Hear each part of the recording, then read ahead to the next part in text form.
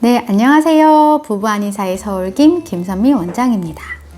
제가 예전 영상에서 소화불량과 위염이 있는 분들 중에 좀 몸이 냉하고 또 수분 부종이 있는 환자 타입에 대한 이야기를 해드렸는데요. 이번에는 좀 몸에 열이 많고 교감신경이 좀 과항진된 그런 타입에 대한 증상과 그 다음에 생활관리법에 대해서 한번 말씀드려 볼게요.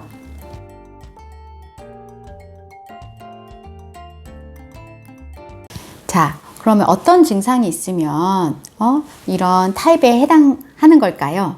일단 전제로는 소화불량과 위염이 있다는 전제 하에 첫 번째, 이런 분들은요 몸에 열이 상당히 많습니다. 그래서 몸에 열이 많아서 우리가 소화불량일 때 기본적으로 찬물 드시 마세요라고 하는데 찬물을 상당히 좋아하세요.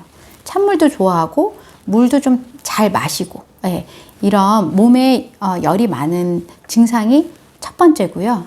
그 다음에 두 번째 증상은 좀 화가 좀 잘 납니다. 좀 짜증도 많고 화도 좀 잘 나고, 그 다음에 말이랑 행동이 좀 급한 경향들이 있으세요. 우리가 보통 짜증이 난다고 할 때 사실 어떻게 보면 두 가지 부류가 있거든요. 좀 이렇게 내적으로 그냥 약간 삐져있는 타입이 있는가 하면 누가 봐도 좀 화를 버럭버럭 내는 타입이 있잖아요. 그럴 때 약간 후자 쪽에 해당한다고 보시면 돼요. 그 다음에 세 번째로는요, 소화불량도 있지만 이런 분들이요, 흉부 증상이라고 그래서 좀 가슴이 답답하다는 걸 더 호소한다거나 아니면 심장이 두근두근 한다거나, 그 다음에 이게 좀 더 심하신 분들은 목에 뭐가 걸린 것 같다라고 호소하시는 분들도 있으세요. 이런 흉부 증상이 좀 더 잘 나타나는데요. 이게 가슴이 두근두근하고 답답하니까 병원에서 검사를 해보시면 이상이 없다고 나오는 경우가 대부분입니다. 그래서 이런 가슴 소화불량 이외에 가슴 증상을 좀 호소하시는 경우들이 좀 있고요.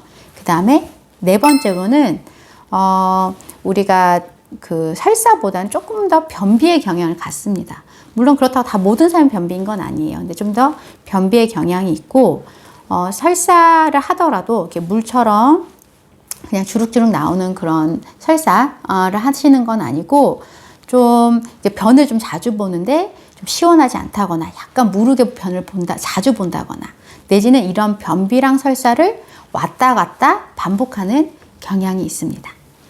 자, 다섯 번째 증상은요, 감기에 걸렸을 때 유난히 편도가 좀 잘 붓습니다. 그리고 꼭 감기가 걸리지 않더라도 좀 피곤하거나 그럴 때 인파가 좀 붓는다거나 편도가 잘 붓는 경향이 있고요. 또 아무래도 상부 쪽에 좀 열이 많다 보니까 얼굴이 좀 쉽게 붉어진다거나, 내지는 압이 위로 차니까 목과 어깨가 결리는 증상이 좀 두드러지는 이런 증상들을 좀 가지고 있습니다. 자, 이렇게 몸에 열이 많고 그다음에 교감신경이 좀 많이 항진된 이런 소화불량 위험 환자분들은 어떻게 생활관리를 해야 될까요? 일단 첫 번째는요, 제일 중요한 것 중에 하나가 몸에 열이 많다 그랬잖아요. 그러니까 몸에 열을 더 가중시키는 그런 생활 습관은 조금 피하시는 게 제일 중요합니다. 그래서 첫 번째로는 일단 술, 담배를 좀 안 하셔야 되고요. 그 다음에 너무 매운 음식이랑 뜨거운 음식도 좀 삼가하시는 게 좋습니다. 그리고 야식이랑 과식이 체내 열을 많이 올리니까 야식하고 과식은 좀 안 하셔야겠죠. 그 다음에 두 번째로는요, 우리가 열이 바깥으로 배출되는 거는 우리 몸에서는 소변이나 대변, 땀으로 나갑니다. 그러니까 이런 분들은 제가 예전에 이제 몸이 냉한 분들은 좀 스트레칭 위주로 하세요 라고 얘기했는데, 이런 분들은 오히려 조금 땀이 날 만한 운동을 하시는 게 훨씬 더 도움이 많이 됩니다. 그래서 조금 바깥에서 운동을 하시던 실내에서 운동을 하시던 촉촉하게 약간 땀이 날 정도의 운동을 하시는 게 좋겠습니다. 그리고 세 번째로는요, 이런 분들이 잠을 잘 주무시려면 사실 공기순환이 잘 돼야 돼요. 그래서 굉장히 갇힌 곳에 있는 걸 답답해 하시는 경우도 상당히 많거든요. 그래서 방문하고 창문을 살짝 열어서 자는 동안에라도 우리 방 안에 이런 공기 흐름이 잘 일어날 수 있게 한 환경에서 주무시는 것이 훨씬 더 좋습니다. 아주 간혹 우리 이 흉부 증상이 좀 많이 있으신 분들, 그러니까 가슴이 많이 답답하신 분들 중에서는 방에서 잠자기 좀 힘들다 하시는 경우들도 있어요. 그래서 그런 분들은 막 거실에 나와서 주무시는데 괜찮습니다. 그런데 대신 이 거실에서 주무시는 환경을 방처럼 좀 편안하게 잘 수 있게 아예 좀 갖춰놓고 주무시면 더 좋을 것 같아요. 그냥 뭐 소파나 이렇게 대충 주무시지 마시고 커튼도 거실 커튼을 좀 다 닫고 살짝만 뭐 연다거나 창문을 하신 다음에 정말 이불을 제대로 깔고 주무시는 것도 도움이 될 것 같습니다. 자, 네 번째로는요, 우리가 그 교감신경에 반대에 있는 부교감신경을 좀 촉진할 수 있는 호흡 운동을 권합니다.